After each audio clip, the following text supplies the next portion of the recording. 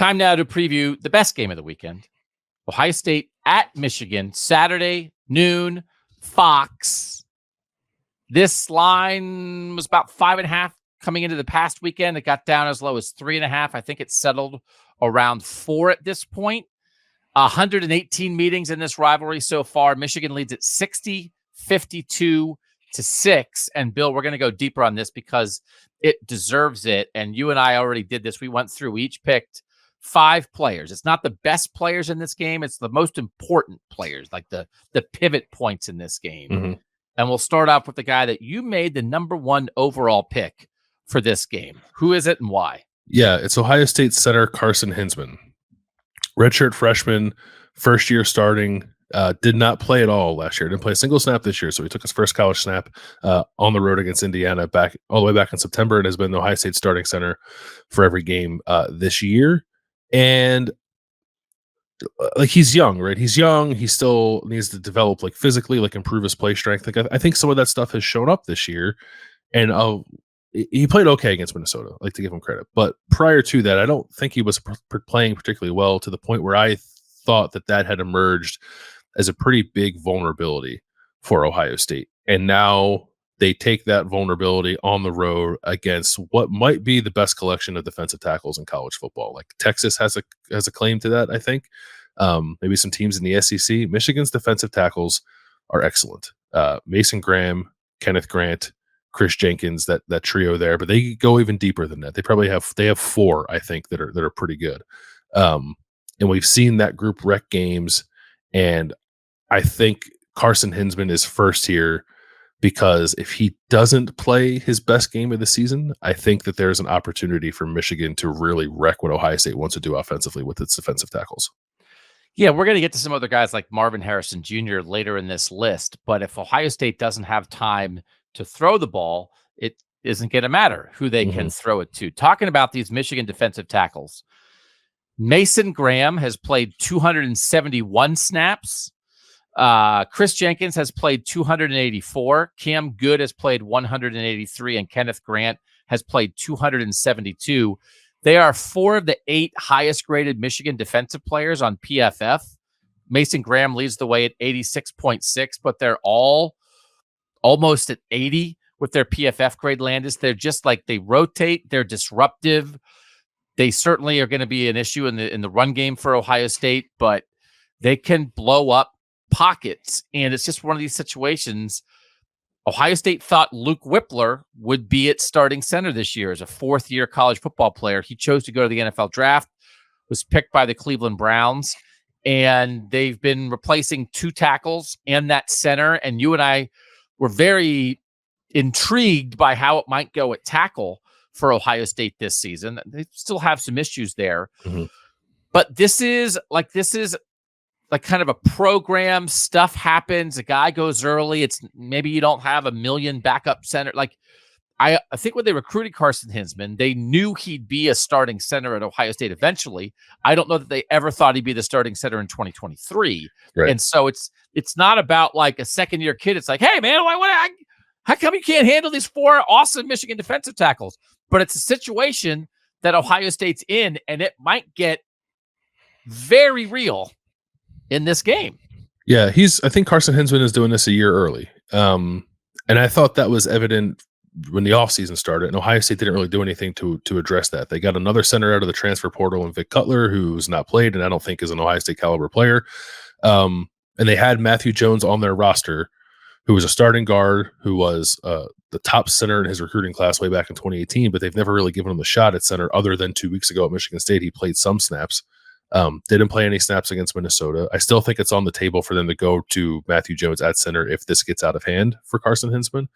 But Ohio State kind of chose to go down this path, and I guess they're going to have to deal with whatever the results of that are. And I'm not trying to like make Carson Hinsman like the scapegoat here if Ohio State ends up losing this game, but I do think it's probably the most important stress point for Ohio State in this game. Like, they got to be good on the interior of the offensive line to win this game.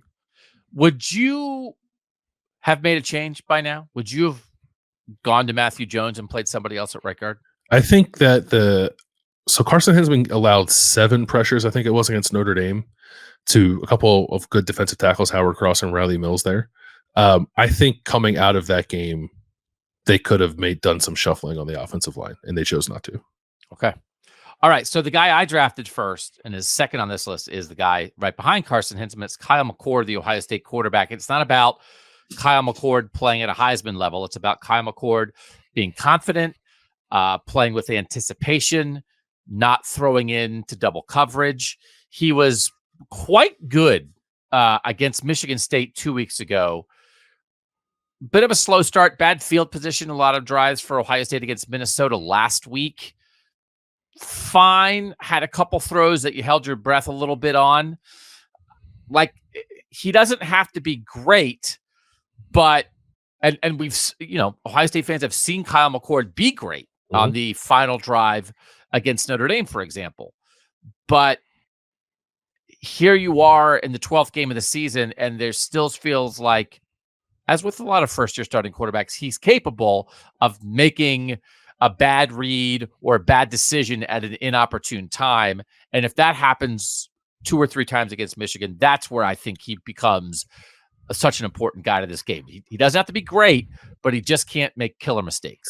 Yeah, I'm with you there. And I also think there's going to be maybe 2 or 3 opportunities in this game where he's going to have to create something, like extend a play, scramble for a few yards when something's not there. Like, he doesn't need to be a running quarterback suddenly, because he's not that.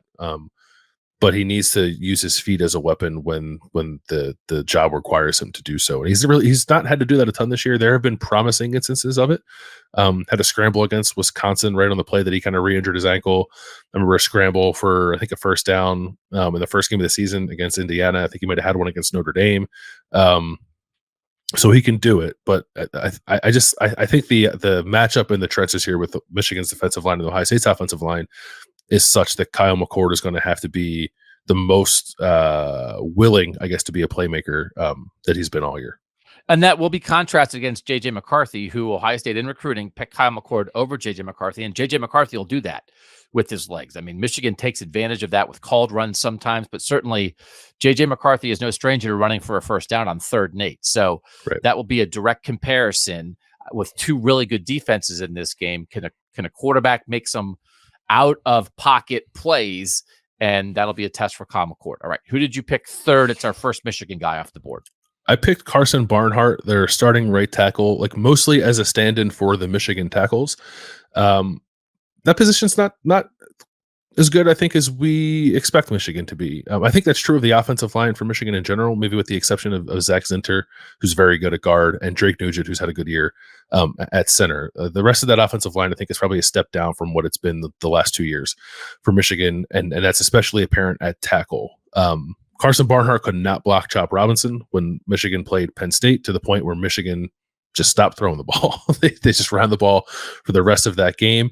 And then last week against Maryland, Michigan played without its left tackle, Ladarius Henderson, then lost Miles Hinton, who was playing for Ladarius Henderson, ended up having to move Carson Barnhart to left tackle, put Trente Jones at right tackle. It's a little bit of a revolving door there of who's available and who's not.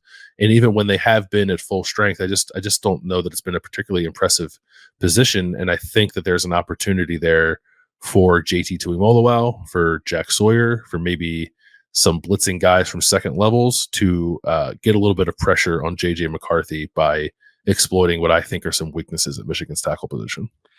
It was a little shocking to watch Michigan against Penn State when they were having such trouble at right tackle, just be like, okay, we're not going to try that anymore. And against Penn State, that worked. They can't do that against Ohio State, right? They can't just decide we're not going to throw the ball anymore. No, I don't think so, because I think part of the reason that worked, and we talked about it, I think on here maybe 2 weeks ago after that game happened, was what Penn State got caught a few times using what it calls its prowler package, I think, which is like putting all of its pass rushers on the field on 3rd down, and those guys do nothing but pin their ears back and run off the field and try to get the quarterback, and then Michigan just ran the ball.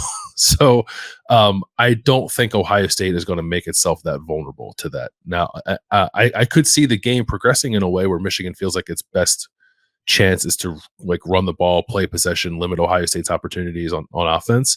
But I would be surprised if Michigan is able to do that as effectively as it did against Penn State.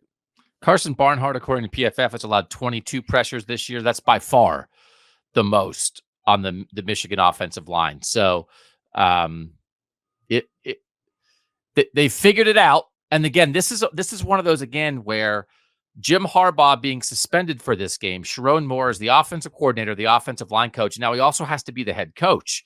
It's like if Jim Harbaugh was coaching against Penn State, maybe Sharon Moore could have dug in and like, we're going to solve this. But instead, he's trying to do 3 different things at once. And it's like, okay, we're just going to stop throwing. And credit to him, it helped them win the game. But if they have to problem solve on the offensive line against Ohio State, that I do think is a legitimately complicating coaching factor of the Harbaugh suspension. Yeah, I think I actually had not considered that, but I think you're right.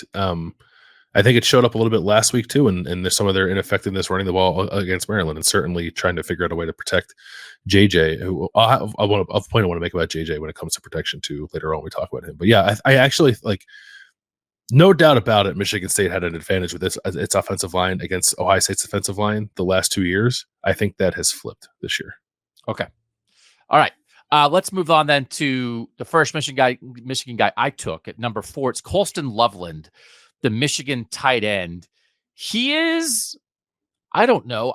Is it fair to say that outside of Brock Bowers at Georgia, that Cade Stover at Ohio State and Colston Loveland at Michigan are in the next group of the most dangerous tight ends in major college football? Yeah, I think so. I think you could be talking. I think the 3 maybe you named are the Mackey finalists this year. I wouldn't be surprised if that happened. Yeah. So Colston Loveland, 462 receiving yards this year, 32 catches on 43 targets. And I think, we saw Ohio State, Mitchell Evans from Notre Dame, who unfortunately got hurt in the midst of this year. He showed what kind of problem he could be when Ohio State played him earlier. I just think Colston Loveland is the most dangerous guy in the Michigan passing attack in this game. Roman Wilson certainly has been good for Michigan. He took a hit last week. We're not sure of his status. Cornelius Johnson, they have some other guys. But I think Loveland is the guy that, especially on third down and that kind of thing, is the guy that Ohio State has to stop. Yeah, I think you're right. Very curious to see how Ohio State goes about doing that, because I don't think linebackers are the answer. Mitchell Evans got a lot by, I think, just finding the soft spots in zone coverage against Ohio State's linebackers. And if Ohio State does more of that against Michigan, I think you could be looking at a big day for Colston Loveland. Ohio State has not played a ton of great tight ends this year. Like Notre Dame was definitely the best they saw. Penn State has good tight ends, and they didn't do a whole lot against Ohio State, but I think that's more a function of Penn State not knowing what to do on offense than it is Ohio State necessarily figuring something out without a cover tight ends. So I agree with you. I think that there's stuff out on the outside with Roman Wilson and Cornelius Johnson for sure, assuming Roman Wilson can play in this game. But I think Ohio State's corners are up to that task, and I don't know if they have found the right answer yet to cover a dynamic tight end. Loveland, 1 catch for 45 yards and a touchdown in the game last year. That play where a couple of Ohio State defenders got mixed up. Again, this is a guy they're not afraid to try to hit him down the field too. So now we get to like the obvious choice, and maybe he should have been number 1. But I think what we're doing here, Bill, is like trying to find areas where there could be things that happen that prevent Marvin Harrison Jr. from being the most important person in this game, but you took him at 5. Yeah, I mean, he is the best player in this game, but that's not exactly what we're doing here, because I think Marvin Harrison Jr.'s effectiveness, to your point, is based on, partly at least, on the success of other people. Like Marvin can't throw himself the ball. So, but if there's time for Kyle McCord to throw him the ball, then I think we could look up at 4:00 on Saturday and say, what was the difference? And the difference was Marv, because no one else in college football, like short of Washington, I think, has a player that can take over a game at the receiver position, quite like Marvin Harrison Jr. can. He had a big game against Michigan last year. Like Marvin Harrison and Emeka Egbuka both went over 100 yards receiving against Michigan last year, and Ohio State still lost that game. So, that also kind of factored into me not taking him quite as high on this list, maybe as people expected to. But he definitely has the ability to be the reason Ohio State wins. If there's time and space to get Marvin the ball, I don't know that there's anybody in the country that can cover him, not even Michigan's good defensive backs. So He deserved to be on the list for sure, even if he's not number one. I think Ohio State's plan to win is let Marvin Harrison Jr. win them the game. But Yeah. we took the center and the quarterback from Ohio State first, because if they don't do their jobs, Marvin Harrison Jr. won't have the opportunity to win Ohio State the game. But probably the best team that Ohio State played this year, the best defense certainly that Ohio State played this year against Penn State, Marvin Harrison Jr. won Ohio State the game because other things were good enough to create that opportunity. So he is the separator here. Michigan has some separators too. I do think there are some really big playmakers on both sides of the ball here. And I'll just tell the viewers and listeners now, we did not draft any running backs here because I do think Trevion Henderson, Chip Traynham for Ohio State, Blake Corum, Donovan Edwards for Michigan, I expect all of them will be very good in this game. But I think they'll balance each other out to some degree. I think everybody has expectations of who they are and what they will do, and I think they will fulfill them. But we're looking for X factors here. We're looking for like, oh, this didn't go well, or this exceeded something. And so I do think the Ohio State run game has come far enough with Trevion Henderson the last month that it's comparable to the Michigan run game. And then what separates these teams offensively is the explosiveness at receiver as defined by Marvin Harrison Jr. Yeah, I agree completely. You're looking for gaps between the two teams, and I think we've arrived at this point with the running back position being fairly even and the rushing attacks being fairly even. So that's it does feel weird to me not have Trevion Henderson has such explosive potential that it does feel a little weird to me to not have him on this list. But I think it makes sense for what we're trying to get across here that they wouldn't quite rise to that level because they kind of do cancel each other out. All right, number 6, then I took Sonny Styles, the Ohio State safety. And when we talked about Colston Loveland and you said, I'm not sure linebackers are the answer, is that because you think Sonny Styles is the guy who's going to be covering Colston Loveland a lot? Yeah, I think so. That's what Ohio State has done with Sonny. They didn't do it against Notre Dame, which I guess is something to keep in the back of your mind. But that's kind of what they did last year when they had a tougher tight end matchup. They put Sonny out there and let him cover him, most notably Darnell Washington in the Peach Bowl. Colston Loveland is not Darnell Washington because there's only one Darnell Washington. But yeah, I think that's probably Ohio State's answer here is Sonny goes where Colston Loveland goes. At least that's what I would do. And I think that's what Jim Knowles is going to do. And the issue with Sonny Styles here, who reclassified, should be a freshman in college, but he reclassified, was a freshman last year who, as Bill said, didn't play that much, did play in the Peach Bowl semifinal, has been a starter here in his second year at Ohio State all season. With the injury to Lathan Ransom, he has gone to playing more deep safety for Ohio State. Previously, he had been a slot in the box kind of safety, but he's going to play two positions in this game. Yes. When Michigan has 3 wide and then the Buckeyes put Jordan Hancock as a cornerback in the slot, Sonny Styles will be a deep safety. When they go to a heavier package and Sonny Styles comes down, they maybe take Jordan Hancock off the field or move some things around. Sonny Styles is going to be more in the box. So he's going to be playing 2 positions here with a lot of responsibilities. And Bill, this is a guy that Ohio State in the spring and the preseason was really talking about streamlining him. We want him to be able to focus on stuff. And now through the course of a season with his growth, his immense talent, and also the injuries and necessity, now they're asking him to do a ton. Yeah. Asking him to do a ton. And in the run game, in the pass game, like I think you could almost make a case. There are playmakers on both sides defensively. I think we could have taken Sonny Styles 1 on this list and made a case for it because all the things he's going to be asked to do.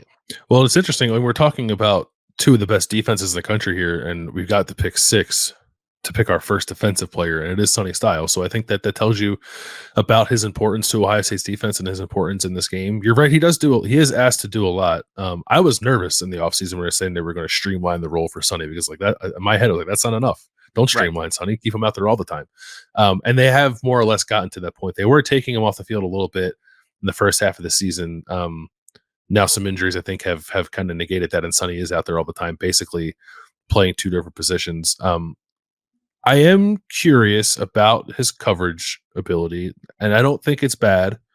I just don't know that we've seen it tested a ton this year, and teams have gotten him with smaller, speedier guys, right? Not tight end types, but like slot receivers, or like Maryland has Corey Dyches, who's a tight end, who's like basically a receiver. He's like 200 pounds. Guys like that, I think, have beaten Sonny a time or two in coverage. So this will be a different test for him to run and cover someone like Colston Loveland, but I think he's up to the task. So then you took the first Michigan defensive player. Now it's kind of mad because I wanted to take him too. Why'd you take him? Similar idea. I think Mike Sanders still does a lot for Michigan's defense. He'll play in the slot. He'll play down on the line. Like, I remember last year he had it was him, right? He had a great play in the end zone, like tipping the touchdown pass away from Cade Stover. Like, you couldn't have possibly played a ball any better than he did there. I think he'll take some time covering Cade Stover. He'll take some time covering Emeka Ibuka. He'll blitz a time or two out of the slot position and put some stress on Ohio State's offensive tackles. So he feels to me like almost a key to Michigan's defense, only because he can do so many things. Like, clearly the strength is the defensive tackles for Michigan, but the versatility of someone like Mike Sainristil, I think, is what allows Jesse Minter to get a little creative with like some of his fire zone pressures and stuff like that. So I think if Michigan's defense is able to keep Ohio State's offense in check, it'll be for two reasons. One, the tackles controlling stuff, and two, Mike Sainristil creating a little bit of havoc. Really good corners in this game across the board, right? Will Johnson and Josh Wallace and Mike Sainristil at Michigan, and Davison Igbinosun and Denzel Burke and Jordan Hancock at Ohio State. You look at their coverage grades on PFF, they're all way up there in the Big Ten, but this guy's a playmaker. Mm-hmm. I didn't mean to sound like Gus there, but I mean, this, you can almost picture it in your head. I think he has 5 picks this year. Like, you can just picture like the interception in the middle of the third quarter. That's a huge momentum swing in a close game. Like, that's what this guy does. I almost picked Jordan Hancock on this list. He's not on this list for Ohio State. I think they're very similar. Same guys, in that regard. Yeah. Right. They'll play inside. I think they can both be physical. I think they both know how to make plays on the ball. And so I think it's very possible that we wind up with more defensive plays than offensive plays in this game. And if that's the case, then Mike Sainristil is going to be one of the guys making those plays. No doubt about it. Yeah, absolutely. 8th is J.J. McCarthy. I took him here. I think we have to have both quarterbacks on this list. And it's just the J.J. McCarthy, the story of J.J. McCarthy and what he did last year, right? That you thought, okay, coming into that Ohio State game, are they going to ask him? Are they going to put it on him? You thought, okay, Michigan's going to come in and run the ball. And then Michigan came in and threw it with him. It started with, again, what I think is a great play by him in a 0-0 game, a third down blitz. Jim Knowles, the Ohio State defensive coordinator, brings the house. J.J. McCarthy throws off his back foot. There's a missed tackle by Ohio State, and Cornelius is out the house for a touchdown. But it begins with J.J. McCarthy in the face of pressure, making the right read and a good throw and creating that. And then certainly the talk since then has been all the mistakes Ohio State made, giving up big plays. And Ohio State, that's been their whole focus this season. But J.J. McCarthy made them. He did make them. And then he took a step this year. It has not been as good the last couple weeks. Feels like sometimes Michigan didn't ask too much of him. But then also now in November, you're wondering, oh, is it just because they didn't ask him, or is he not capable of it? I don't know. Yeah. What we're going to get out of J.J. McCarthy in this game. Neither do I. I mean, I've taken the last 2 weeks as maybe they don't trust him to put the game in his hands. He threw it 8 times. Did you think the first 2 months they did? Yes. Or building to it? Yeah, I did. Yeah, and I thought he took steps forward in the areas you wanted to see him do so coming into the season in terms of being a pocket passer and processor. But I thought against Maryland, he was really careless with the ball. This was like kind of a non-factor against Penn State, and they still won that game. And he looks to be injured. Like, I think his mobility has been impacted. I think he got like maybe rolled up on against Penn State, and then did not look particularly mobile against Maryland, and made some puzzling decisions in the run game. I don't think he's great with making reads if they give him the opportunity to do it. So I don't know. I think if Ohio State does really what it's not done all year, like play undisciplined, then certainly JJ is athletic enough to make some plays and make Ohio State pay for that. But I don't I don't know that he's playing at that level right now. I actually think, like, for as many questions as there are about Kyle McCord in this spot, I think Kyle McCord has played better than JJ McCarthy has over the last month. So he's in an interesting spot. I think maybe we got a little too far over our skis with JJ through the first like 8-9 games. He was like second in the Heisman odds. Yeah. At one point. Yeah. And he's not there now. And I think that's the right read on it. I'm not envisioning a scenario where like he's the guy that goes out and wins this game for Michigan. I think it's reasonable for the expectations for the quarterbacks in this game to be good, not great. They don't determine the game. But I think if there is a large gap in quarterback play, if one guy's great, one guy's bad, that's the game. Yeah. Or and which of the two can limit either way. Yeah. Which of the two can limit mistakes the most? Yeah. Yeah. Yeah. All right. JJ McCarthy was 8th. 9th, you took Tyleik Williams from Ohio State. Yeah. I just wanted Ohio State's defensive line to be represented here. I think you could have taken either of the ends, JT Tuimoloau or Jack Sawyer, and maybe that would have been more appropriate given what we've said about Michigan's offensive tackles, because the interior of Michigan's offensive line, as I said earlier, is pretty good, and Zach Zinter might be the best guard in college football.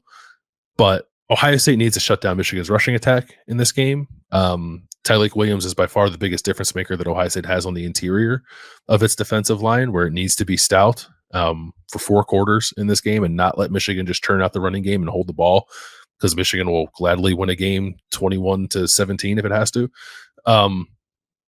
But it's about the whole defensive line. Like I do think this defensive line is in a good place. It's in the best place it's been in this rivalry, probably since 2019 and probably even going back. Yeah, to 2019.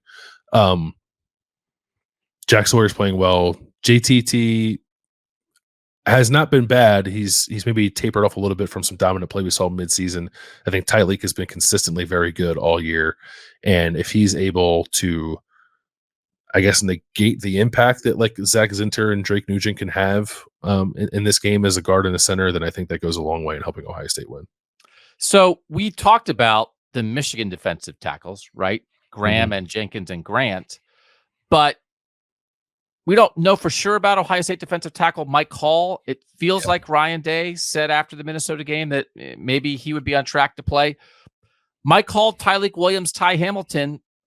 I'd take the Michigan threesome, but yes, pretty good also for Ohio State. Yeah, pretty good. I think, and Ty Hamilton has played better of late too. And he's like he's a dirty work kind of guy. He's eating up double teams. He's not doing anything all that flashy, but he does important stuff for the rest of the line and the linebackers to free them up. I think maybe that's the biggest charge here with the interior of the defensive line is you can't let Ohio State's linebackers get covered up the way they got covered up a couple of times the last 2 years, especially in 2021. Like they were just getting steamrolled by Michigan's offensive line. The linebackers were. So if Ohio State's tackles can keep that from happening, then I think Ohio State stands a pretty good chance of limiting Michigan's rushing attack.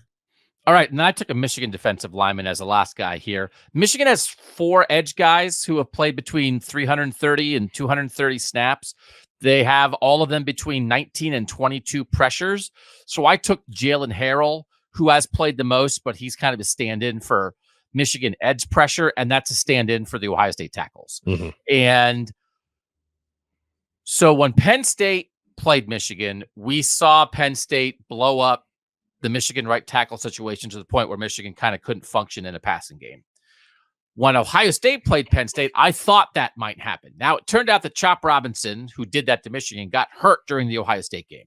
And that was rather fortuitous for Ohio State and a very bad break for Penn State. But the Ohio State tackles, Josh Simmons and Josh Fryer, actually, I think, held up pretty decently well in the Penn State game. Yep.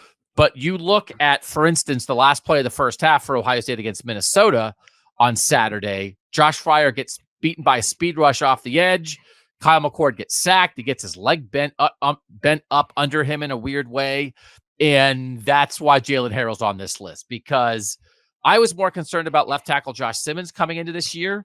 But I feel like Josh Fryer, who was maybe pretty steady early in the season, has felt a little more vulnerable to some real edge pressure, especially some speed rushes. And that's why it's number 10 and not number 3. But I don't know. I think the Michigan edge guys led by Harrell have a chance to do something. I think they do. It's not as dynamic as they were 2 years ago, but I think they're still pretty good there. And Josh Simmons and Josh Fryer, I think, have gone in opposite directions in terms of their trajectories this year. I think Simmons is, pretty strongly improved from where he was at the beginning of the year. He's actually been okay for them, better than I thought he would be. And Josh Fryer was stronger at the beginning of the year, not so much lately. Neither one of them has had games where they're just can routinely just getting their butts whipped. If Ohio State fans remember, Isaiah Prince against Penn State in 2016, I think that was, where he gave up 5 sacks in that game. But the thing that worries you, I think, is the 1 or 2 times per game where Josh Fryer seems to just get beat, in tremendously bad fashion. Kyle McCord's pocket presence / ball security has not been very good, and a strip sack in this game could be, the reason that Michigan wins a game here. So that's what would worry me. It's not so much down after down Michigan's defensive ends beating Ohio State's tackles. It's the one or 2 times that they do win clean and get that shot on Kyle McCord. Does the ball come out, and does Michigan take advantage of it? All right, that's our top 10 most important players for the Ohio State-Michigan game. Number 1, Ohio State center Carson Hinsman. Number 2, Ohio State quarterback Kyle McCord. Number 3, Michigan offensive tackle Carson Barnhart. Number 4, Michigan tight end Colston Loveland. Number 5, Marvin Harrison Jr., the Ohio State receiver. Number 6, Ohio State safety Sonny Styles. Number 7, Mike Sainristil, the Michigan defensive back. Number 8, Michigan quarterback J.J. McCarthy. Number 9, Ohio State defensive tackle Tyleek Williams. And number 10, Michigan edge rusher Jalen Harrell. By the way, I forgot to mention this earlier. 7 Northern games this weekend that have been played at least 100 times. So that's some history.